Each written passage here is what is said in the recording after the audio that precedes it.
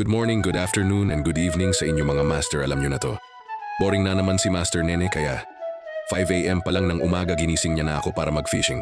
Kaya nag-ready na kami ng mga dadalhin namin. Daming dala, kala mo talaga pro anglers, hehe. Helmet, check. Backpack na waterproof, check, hehehe. Dalawa lang pala kaming magpe-fishing ngayon mga master kasi busy yung ibang mga bulayog na anglers. Hehe.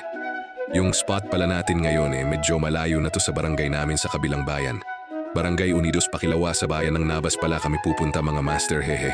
Nasa 20 minutes ding yung biyahe papunta doon.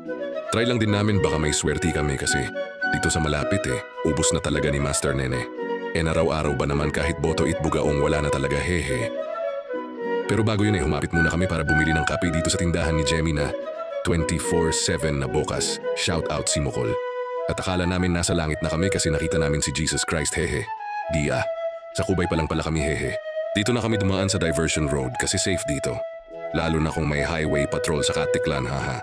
Pagdating nga namin dito mga master, maliwanag na at low tide pala ngayon dito. At may mga ilan-ilang tao na din na nangunguha sa hibasan. Or tawag dito sa amin panginhas kasi malapad talaga yung hunas dito sa Nahbas. Napakagandang lugar mga master, kaya bigyan ng kaperang goat na drone shot yan.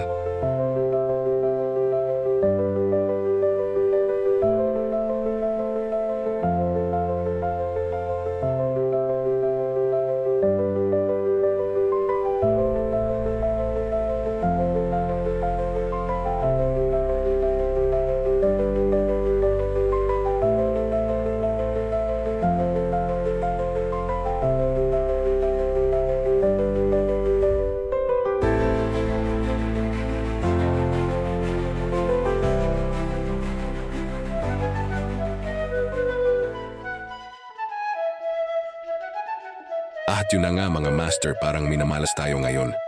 Wala pa rin huli kaya templa muna tayo ng kapi. At di ko lang na videohan pero inabot na kami ng ulan at lumipat kami ng spot nagbabaka sakali na makahuli, hehe. Dito lang din to sa unahan. Sobrang gigil na talaga ni Master Nene na makahuli kaso maalat talaga, hehe.